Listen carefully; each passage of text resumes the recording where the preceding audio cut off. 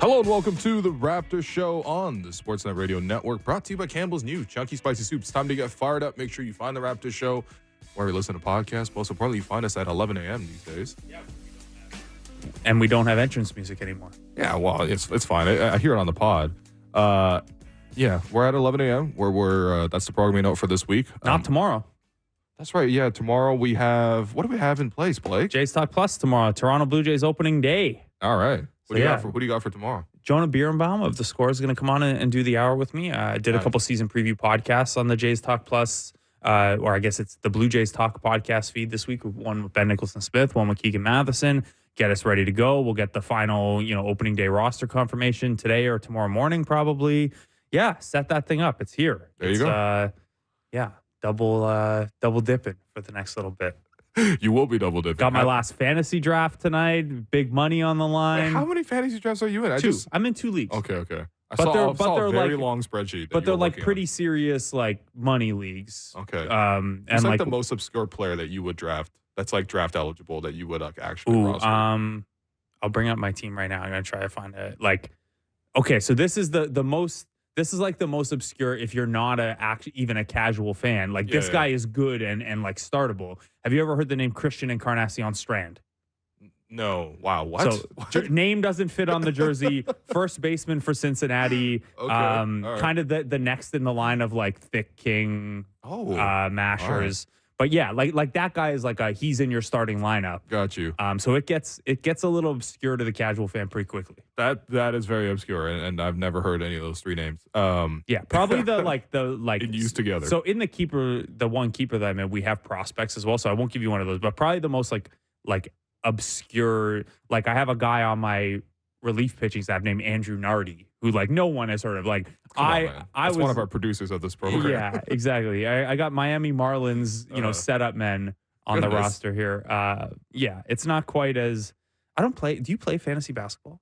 I sometimes, I used to more often, but less and less because most of my friends don't really want to do it. So I'm like, what's the point? I could just play some random people. I don't want to do that. Yeah, so I find fantasy basketball to be less enjoyable than the other sport. I don't know why it just doesn't lend itself to fantasy all that well. I don't think. And all my boys from university who still have a keeper league and stuff, I'm unofficially not allowed in the league because oh, you're too good.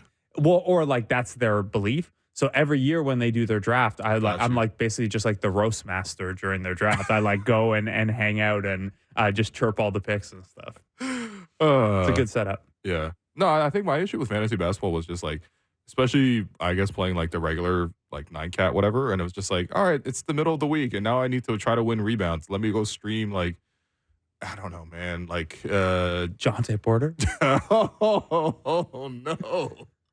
Not taking him. I'll be completely honest. I have had friends. Jackson Trace Davis or whatever. And I'm what's the point of this? Why am I picking him up midway through the week? And this time of year, I've got friends from home, not to put this person on blast, I won't say his name, but I haven't heard from this person in months. And hey, this is on Monday. Is Emmanuel Quickly going to play on Wednesday? I need this for fantasy playoffs. Am I going to get 2 games out of him, or is he not going to be back until Sunday? Yeah. Emmanuel Quickly's not back tonight, by the way. Him and RJ practiced yesterday, but they're going to give it another day. The Raptors have 3 days off after today to kind of ramp up the conditioning. Yeah, well, it was good. I actually did go down to practice. Oh, by the way, it's Will and it's Blake. We didn't know really introduce ourselves, but I think I have one small news thing before you get into the practice report from yesterday. Oh, okay. All right. Raptors 905 are presently playing. Yeah. Their second to last game of the season. It's 11 a.m. Please don't tell game. me one of your screens is 905 game right now. Yeah, it is. Oh, okay. So it's a 11 a.m. game down at Paramount 5 Food Center. But the big news item is Marquise Noel's back. Oh, wonderful. Which is really, really nice to see. So he got waived by the Raptors, obviously, off of his two-way because he was going to be out for too long a stretch of time. The 905 were able to add him to their roster. If you cut a two-way guy and nobody else owns his G League rights, there's a little clause where if he's played enough games for your 905 team or for your G League team, you can then get his rights for the G League. So it's a way to kind of jump the line if you cut a two-way and keep him in the system.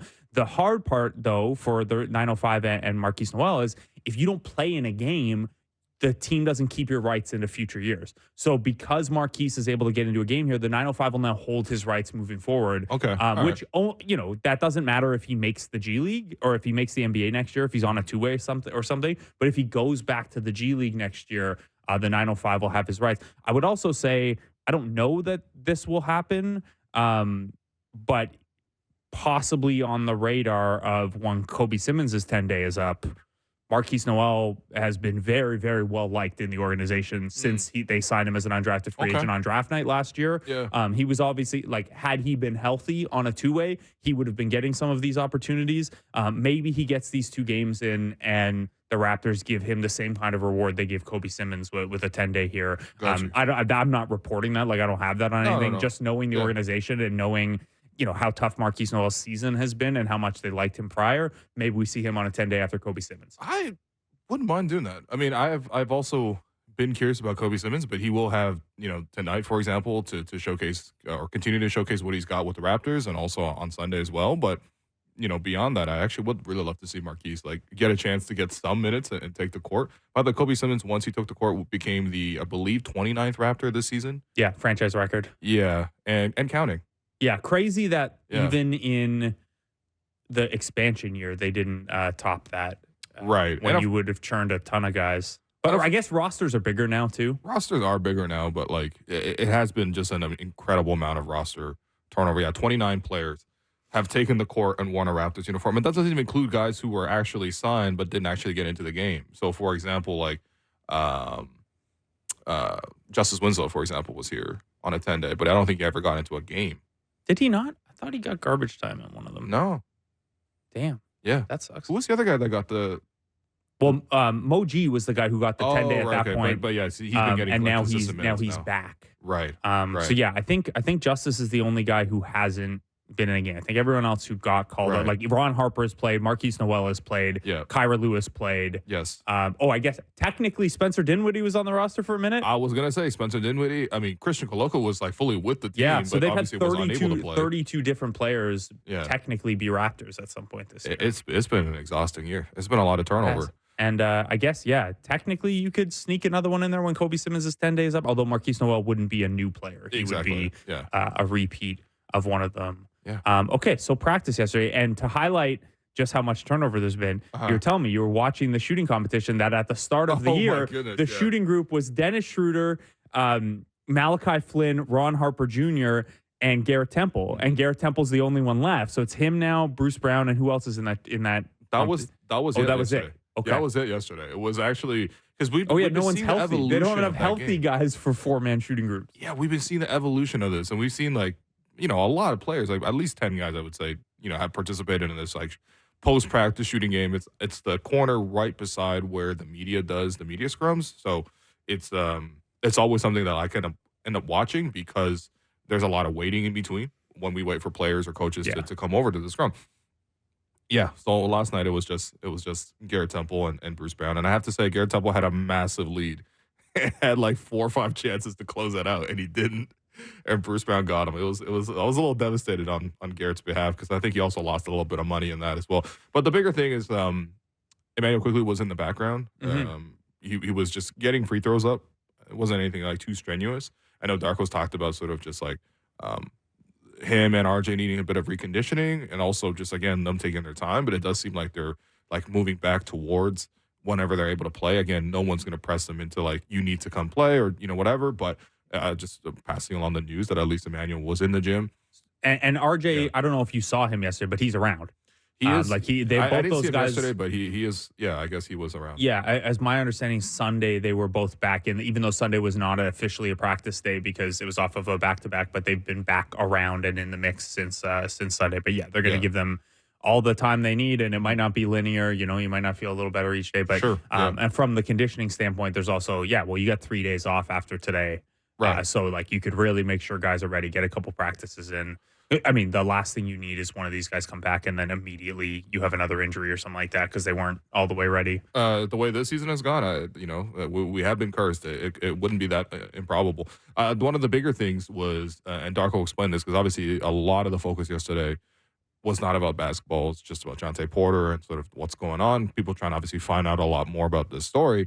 And the Raptors did get the team together yesterday to sort of reiterate what are the rules around like this, which I feel like shouldn't need to happen. But then again, like it's the very, very smart thing to do. In fact, I hope all, players around the league or all organizations have done something similar. Yeah, you would think so. And look, like Garrett Temple has explained, and like we've known for a long time, the NBPA and NBA try to do education on this every year at the start of the season.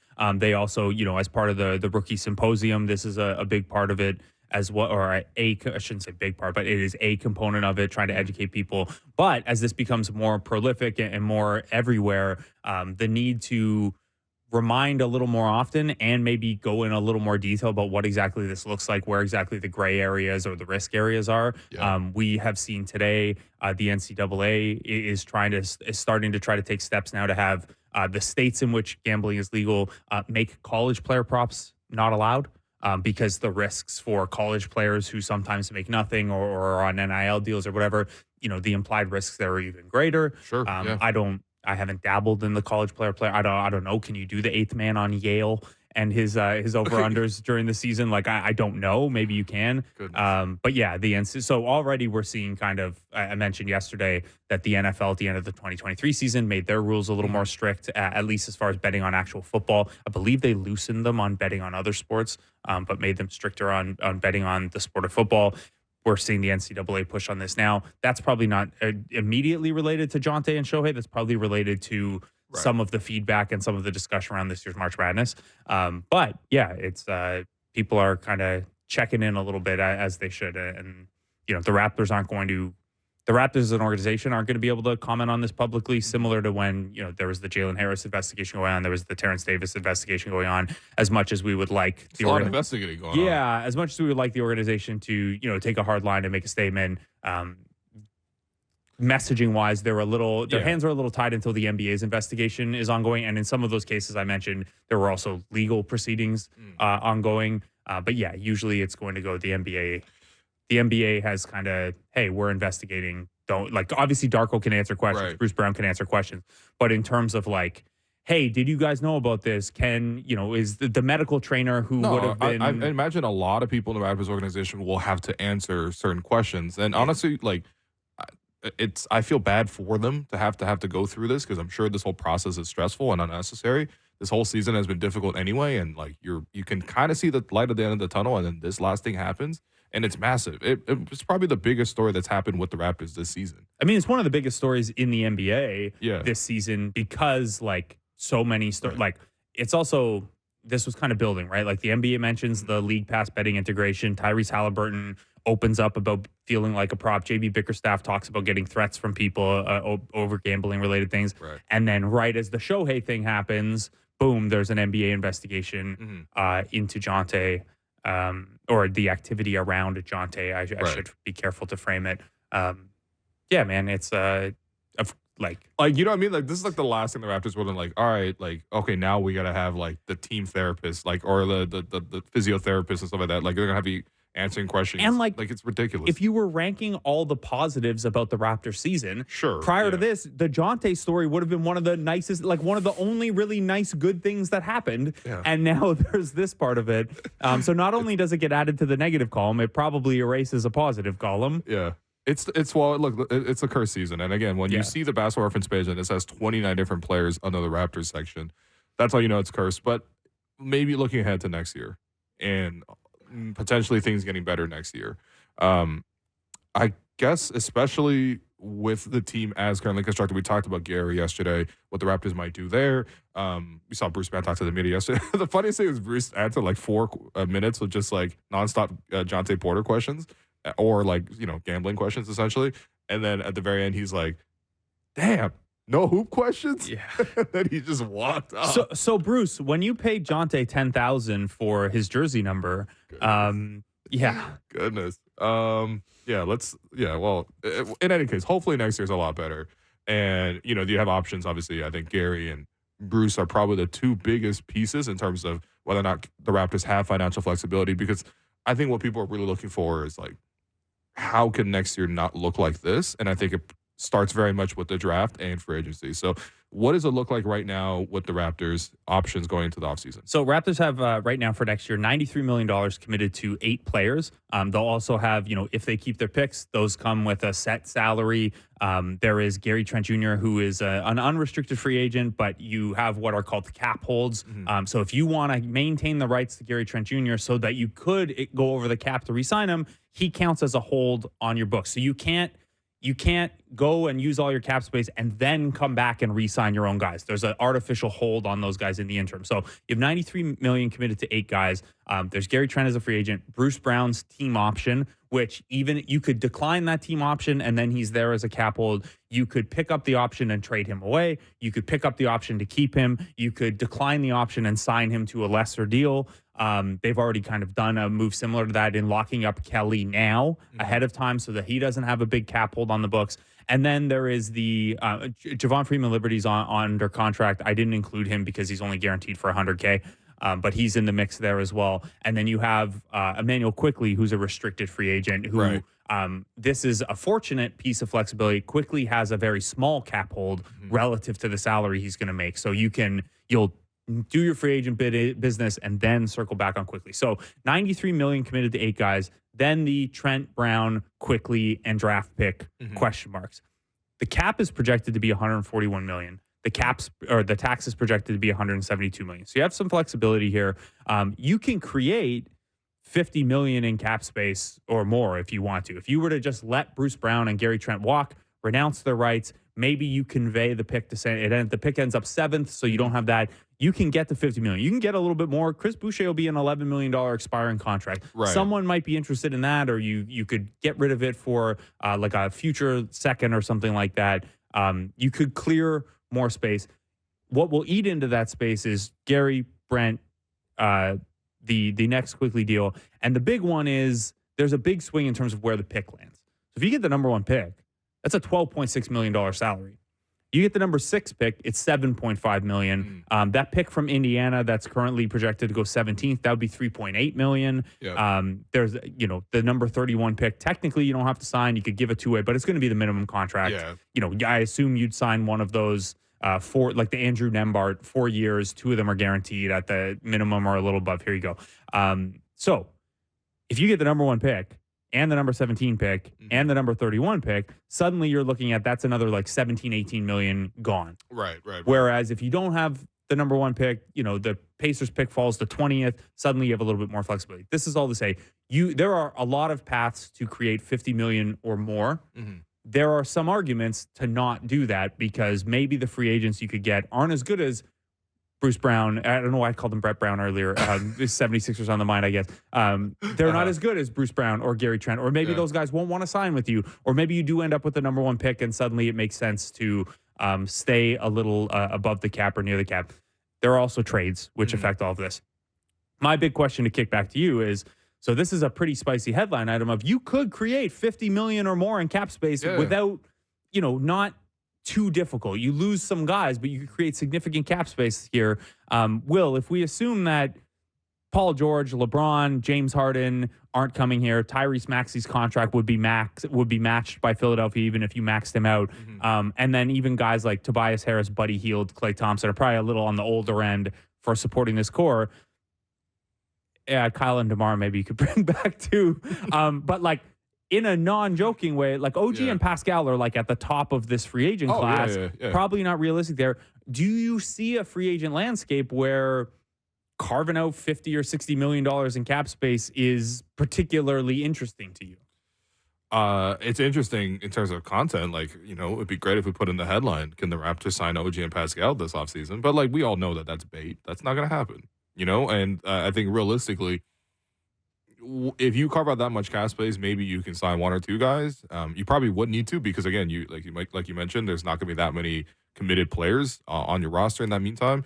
You'll also be letting go of like a Gary or Bruce, and I know like it's not the most exciting thing, but at the same time, like they are rotation pieces for you. They're both listed as top 15 to 20 free agents in this class. Also, there you go. So I think realistically, what you could do is probably take on some expiring salary and or just like some dead salary and acquire some more pieces that way. But that's not so exciting either. Yeah, I mean, the list is just not particularly great, you know? Who would be at the top of your list? Okay. Top of my list is like, we're talking about like pieces that would be probably making like 15, like between 10 and 20. Yeah, Let's we're just say. excluding like max guys that aren't coming here or Yeah. would have their contracts matched. How about I'll throw some names in. I think I know who's going to be top of your list. He's Okay. a longtime future Raptor. Honestly, Malik Monk, if you want to go more Okay. offensively or more maybe two-way, D'Anthony Melton would be kind of nice. Okay. I feel like, especially when you're looking at the starting group, and again, if you're letting go of Gary and Bruce, you probably need to get in a guard. I think the starting five needs a guard, somebody who can really guard, like defend. Yeah. Whether that draft or position. bench, you're going to need a backup point guard Sure. somewhere.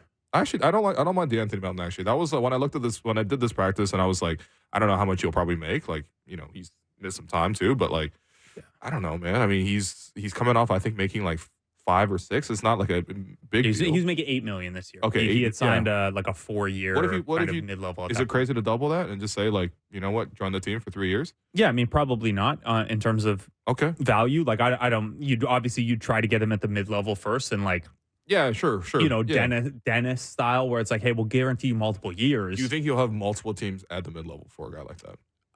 Yeah, multiple teams at the mid-level for sure. I So think you he's can beat him a little bit though, because you have, you know, more room. yeah, Obviously, a lot of you money to do. spend. And like, this is a guy who has like he started 58 games for a very good Sixers team last year. He's started for the most part when he's in for the Sixers this year. You know, analytically, a guy who grades out strong, not a lead point guard in terms of passing skill, but does have some defensive versatility there. Yep. And even though he's like been in the league forever, he's still only 25. Yeah. So like right. as Yeah. far as like timeline fits go, like you could even look at, hey, you know, like Tyus Jones or Monte Morris in that kind Sure. of flexible could start come off the bench. Yeah. But those guys are 28, 29. They're also a little small or for me. will be. Yeah. And so D'Anthony Melton, I like that name. It's not where I thought you were going with this one. I Oh, thought where you thought I was going? I thought you were going to say Malik Monk and THT. I thought Taylor Horton Tucker. Well, Masai's favorite is finally hitting unrestricted free agency, I believe, and he's only 23. Yeah, I like that our main targets here are guys who are in their early 20s and look 40. Taylor Horton Tucker and I mean, I guess Malik Monk even looks a little old for his age, but Yeah. No, THT definitely looks like Al Horford. yeah. Like aged. And THT is a weird one because like he has had a lot of opportunity in Utah to expand his game, and it hasn't really happened. Like he's been the same guy for 4 Right. years now. Also, And if you really wanted him, you just made a deal with Utah, and not to Yeah. say that like you could have like gotten him in that specific trade, but yeah. he just like I know he's only 23, so there's some developmental upside, but he's been like a 5-year full-time player Right. in the NBA, and like he's been the same guy statistically for 4 years now, basically. And the three has never come along. Like he's shooting a career high 32% on threes right now. Right. That's a little tough with the pieces you already have here. Yeah. He does offer a little bit more defensive versatility than what you currently like. He's 6'4", but he plays a little bigger than that and can guard point guards. Why do but- you think Masai's liked him so much? Or Is that even true, or is rumored. just why like do you think the Raptors have been rumored to like him so much? Let's say? Or the reason reported? that he's been rumored to be to the Raptors is that Lakers fans, he was the guy they would put in trades. Sure, okay, but and like that, I'm not joking. Like Lakers fans are loud, and there are a lot of them. So like THT constantly being in trade rumors while he was a Laker is, I think, a real thing.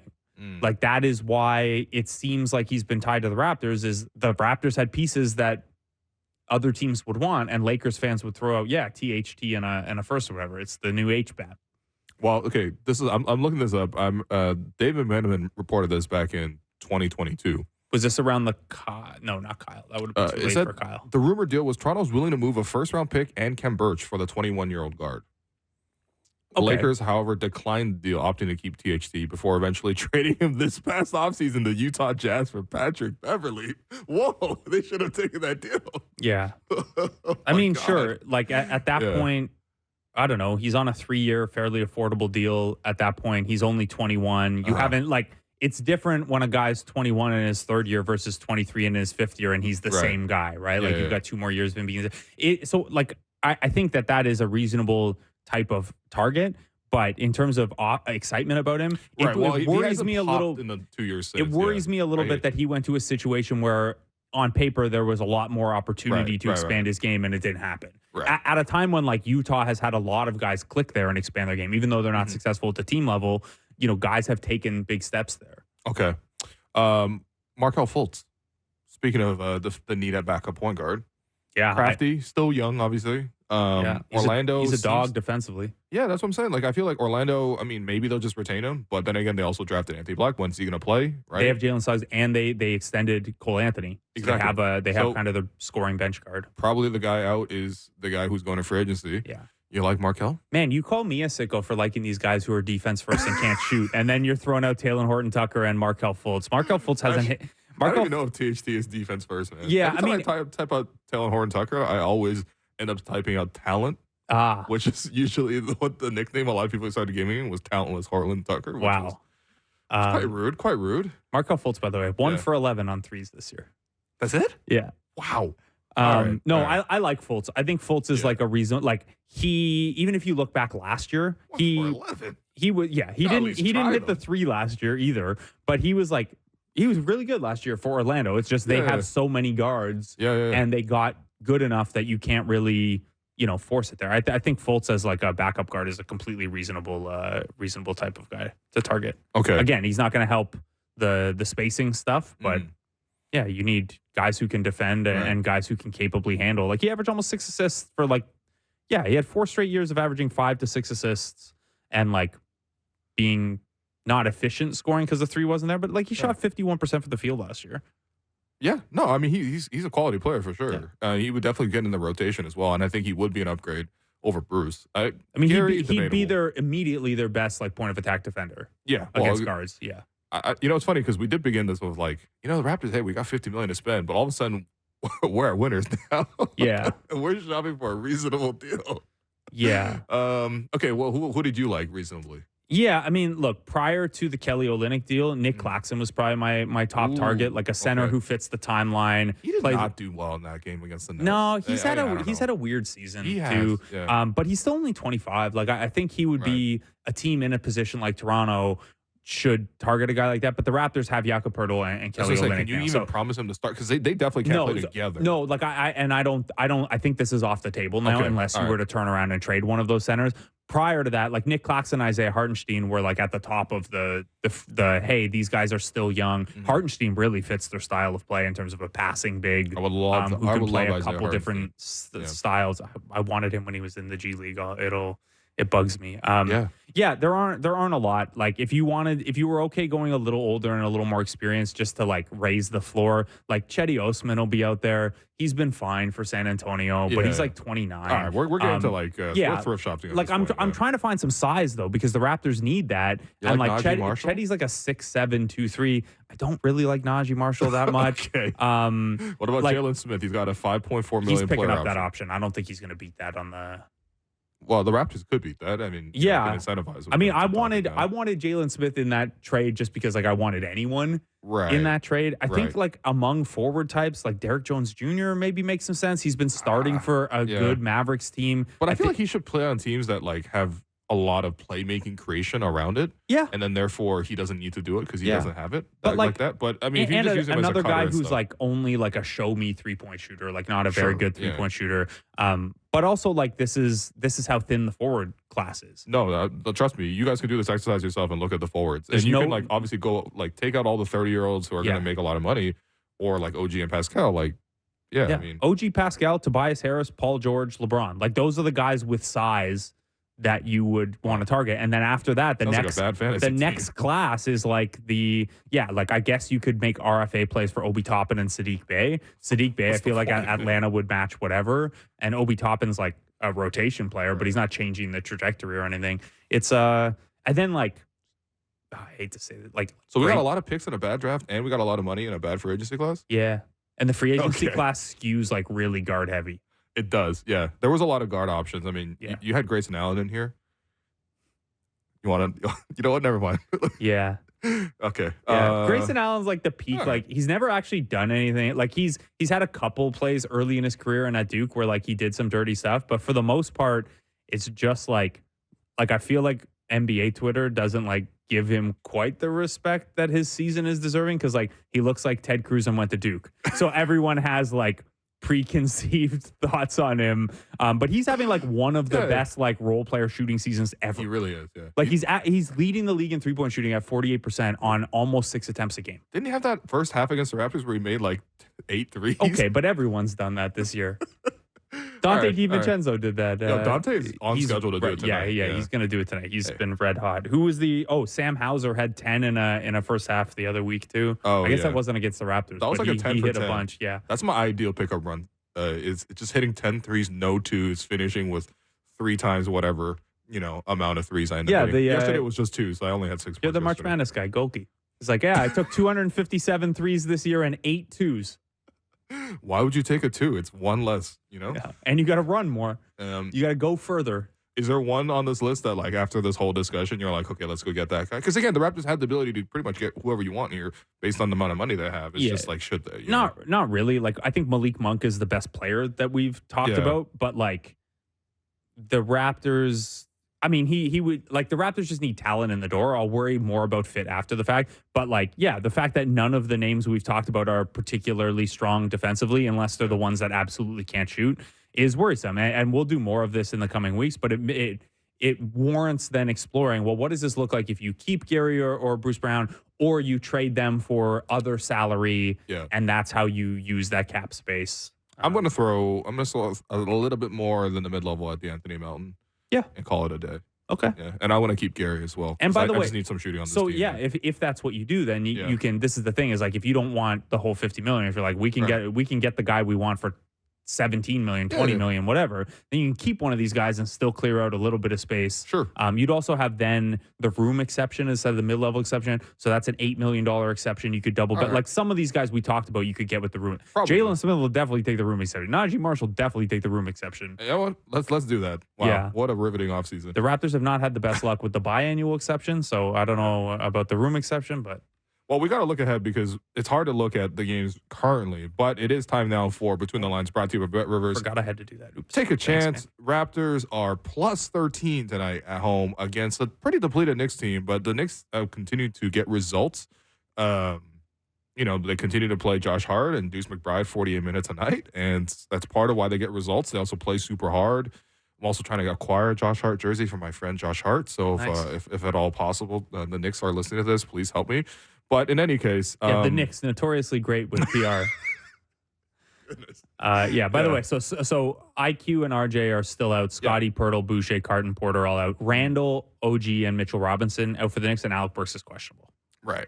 But again, they're going to play their top guys. Brunson's going to be there. They've won 6 of the last 7 with all these guys out. Their only losses to Denver.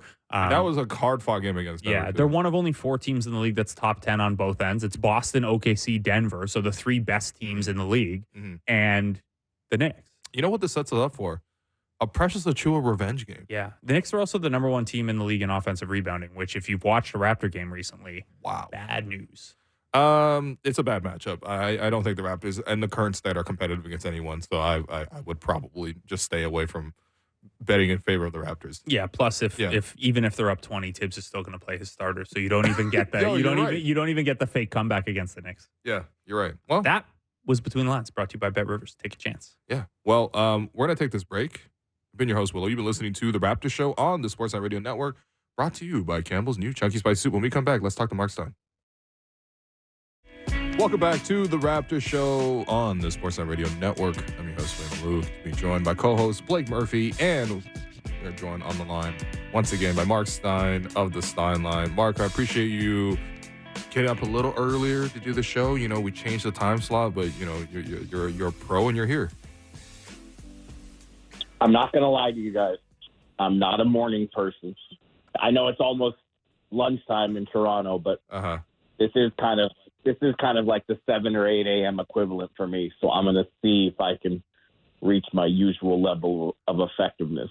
Marc, we're going to throw riveting topics at you, and we're going to wake you up, right? We're going to ask you about things like what's happening with Paul George. I thought he was going to sign this extension. Is there a chance he leaves the Clippers? If so, where does he go? We'll talk a little bit about Lakers-Bucks that took place last night. But obviously the big question around the league right now is the Jontay Porter investigation. And I'm curious in terms of what you've heard about this whole situation and just how much teams around the league are sort of reacting to the fact that, like, there is an ongoing investigation involving a player who may have influenced, certain betting lines or, people at this point know the story. But, yeah, what have you heard about Jontay Porter and this whole investigation?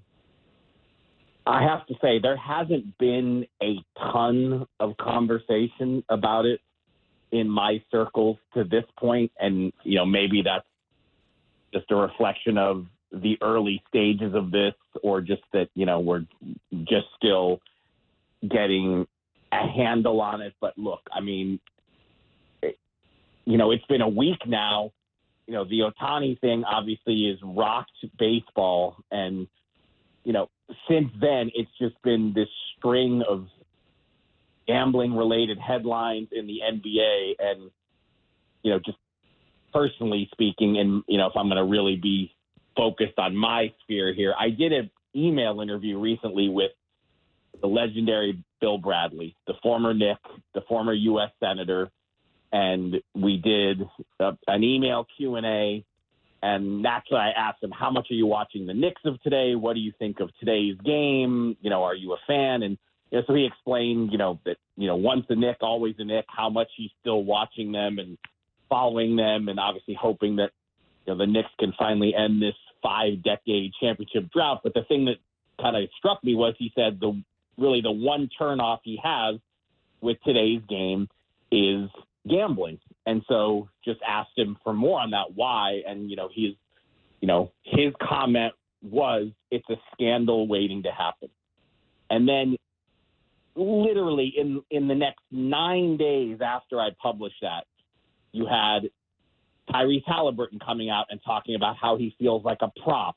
And then you had JB Bickerstaff in Cleveland sharing all the stories about, the noise he's heard from gamblers and, even how his phone number was obtained, and then there's threats, and now the Jontay Porter story. And so I guess this is just like a 9 or 10 day span.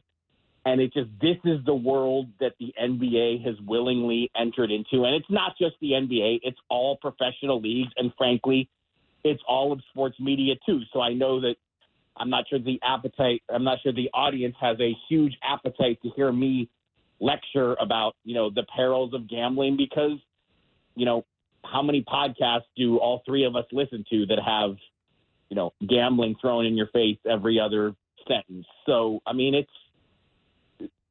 it's the new reality, and the league is going to have to come to grips with it. But there's always the obvious fear that, a story like this will emerge, and that this ain't going to be the last one. So, Mark, I know you're a big soccer guy, and soccer, this has been more a part of the everyday for a fair amount of time. It has existed, team sponsors when you look on the field, the ability to gamble in Europe and things like that. When you look at what's happening in the NBA, I guess the naive optimist view, and probably naive, is that, well, this is the learning curve, and we'll figure it out, and it'll become more manageably normal, like it is kind of in soccer, where obviously there's still gambling addiction, and there's still the odd player that gets sacked every, once or twice a year, or whatever it is that Will said yesterday. But it's more normal and feels more reasonably integrated as part of it, rather than this new large thing. Do you see a path for that for the NBA to find a way to where it's a less insidious part of the everyday, or is it kind of, the toothpaste so far out of the tube already? I mean, you hope that that's the way it plays out, but, I don't know that I'm smart enough to be the guy who says these are the 3, 4, 5 steps that need to be taken to get there, because, I'm by no means any kind of expert on the gambling world. But yeah, look, it's just, one of the other things I forgot to mention was, within this last, 9-10 days is when the league announced that, oh yeah, and also now you're going to be able to place bets right out of League Pass, and that, betting is going to become basically embedded function of League Pass. So it's like, look, the league, everybody, and it's not just this league. Every league wants to maximize its revenue, and this is where the revenue is right now. But there are going to be very sad and troubling stories along the way. And, I think the leagues their general position is going to be that they're going to live with them because obviously, again, maximizing the revenue is the number one priority for them. But yeah, I mean, we're all kind of learning our way through this, I guess. And there are going to be some serious challenges, to put it mildly. Yeah, I mean, I think the analogy I brought up yesterday was with like something like the EPL is like if it reaches an equilibrium, right? Of like gambling is there and the sports leagues are sort of like affiliated with the sports books, like it might be similar to what it is in soccer, which is like half the teams have like a very prominently placed, partnership or a brand, or like in the cases of soccer jerseys, like. You have a club crest that's on your right side, but like otherwise, the main logo is actually an ad as well. Look, as you know, I was just there, and obviously the Premier League is what we all see here in North America. But I went to 2 lower league games. I went to a game in the 3rd division. The league is called the Sky Bet League One. There you go. The league itself literally has a gambling partner as the title sponsor of the league. Right. So. It's and look, and the constituency I'm thinking of the most here is the public because, just having, I have a junior in high school and a recently graduated high school student, and like the way they've grown up, I mean, basically, you have a casino in your pocket now. It's just we didn't have that. I certainly didn't have that as a kid. I was playing fantasy. Fantasy sports just kind of emerged in the 80s, and I played fantasy everything in high school. But it's different when, today's young fan has, that casino is in their hand or their pocket all day long. Mm-hmm. And right. It's a challenge. It is a challenge. We'll see where it goes. Moving back to basketball, the Lakers-Bucks last night, no LeBron, but, the Bucks still managed to lose. AD as a defensive player of the year candidate. Why is that making you laugh so heartily? Why is that so funny? No, there's something about the Bucks this year where there's such great promise, especially like you make the Dame trade right at the eve of the season. It's like, oh my God, imagine if he ran a pick and roll with Giannis. And like the whole season has just kind of felt a little bit off with them. And obviously they changed the head coach. Doc Rivers comes in. He gets off to an auspicious start. He's gotten better and gotten more buy-in with the group. But even when they feel like they're on track, they still have some of these like notable losses. So, yeah, I just thought the last night was another chance for them to, again, just continue to show that they're steady. But AD, Defensive Player of the Year candidacy, though, I don't know why AD wasn't like at so much front of mind. I don't think he's like even the leading candidate. It's probably Rudy Gobert again. But where are you at with I guess just that game in general, where the Bucks are, and also AD and Defensive Player of the Year candidacy? Yeah, look, I mean, for the Bucks, that was a disastrous collapse. But I think the great Sean Grande in Boston had a stat last night after that happened that there have been 40 19-point leads this season that have been erased. And so it does, but of course it just happened to the Celtics when they had a 30-point lead and lost in Atlanta. So the reality is that in today's NBA, it does happen. And I know I have, one of my trusted sources in the Western Conference just loves to throw at me that, a 10-point, a 20-point lead is the new 10-point lead, or a 19-point lead is the new 9-point lead. And we need to change our way of thinking there. So it's like, the Bucks in general have been much better since Doc Rivers has got there. And yes, that is a very bad loss and a discouraging loss to lose at home to the Lakers when you're up almost 20 and there's no LeBron James on the other side.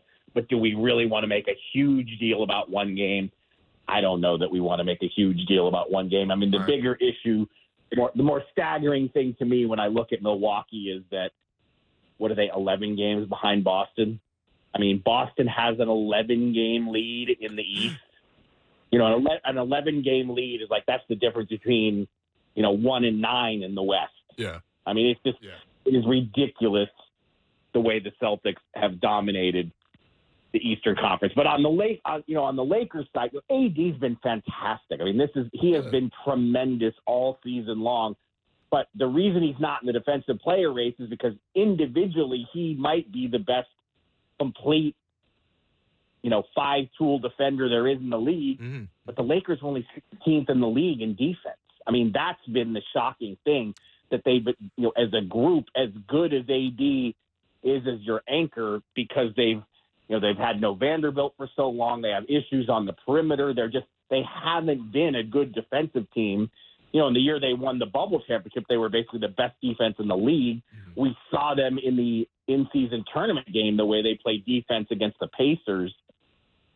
But, just as a team, they don't defend like that. Yeah, that's fair enough. I mean, it's going to be difficult to win in that case. But it is, every time you watch AD, especially in these, really big matchups, you're like, damn, unless it's basically Jokic, he really does an amazing job defensively. And it's just he might just go through this whole time without winning one of those. Before we leave LA, and I guess this is the last question to you, Mark, because we do have to, we did cut from 2 hours down to 1 hour, so we don't have that much time. No Paul George extension. And that's been something, I guess it was just assumed that the Clippers would be able to hold on to the whole team there. And obviously they got Kawhi to lock in. Where's the deal for Paul George? And if there's no deal for Paul George, where could he potentially go? Well, the Sixers are certainly hoping that stays the case and that Paul George actually makes it to free agency, because the Sixers have all this cap space and want to make a splash, and there's not a ton of free agent optionality there. Look, I think the expectation around the league is still that the Clippers will figure this out. But yeah, it's been more than 2 months since Kawhi's deal, and Kawhi himself was among the people in Clipperland saying that his expectation was that, his quote was something like, pretty much everyone's going to be here, or something to that effect. So look, James Harden isn't even eligible for a contract extension until the offseason. But again, the league-wide expectation has been that Paul George would re-sign there. And the fact that it hasn't happened yet, I mean, it does keep alive the hope for teams in free agency. And that list starts with Philadelphia, that George makes it to the open market. That will be very interesting to see if he would rejoin the Eastern Conference. And, at least on paper. I want to underline and say that I expect him to stay in Clipperland. I'm not to the point yet where I see him leaving, but people are looking at it and wondering. Yeah. All right. Well, Mark, we appreciate you and all your insight, and we will call you again next week. We'll leave you more time as well, because I feel like this is only a half the Marc Stein experience, that was our fault as radio hosts. We left too little time here. All good. We will make up for it. There we go. All right, we'll wake you up again next Wednesday. Shouts to Marc Stein. Well, before we go, actually, time now for today's Spicy Take, brought to you by new Chunky Spicy Soup. Are you ready to get fired up? So this is just formulating now, but the Clippers have had a really interesting time. They had, obviously, that phenomenal stretch, 25-6. They were just mowing down teams. They were doing really well. James Harden was locking in. There was all those stories like, he gets all the bigs together to work on pick and rolls. They stay after the, can you imagine they actually work on basketball at work? Unbelievable. And everyone's healthy and wow, Kawhi's playing back-to-backs. And then all of a sudden they start to tail off. Post All-Star break, they've kind of been really underwhelming. They've dropped a couple of games. And then Ty Lue comes out and says, I think we're kind of soft. He's like, I think the question was posed do you have an identity? And he's like, yeah, I think our identity is being soft. Ooh. And my spicy take is you guys just got to relax.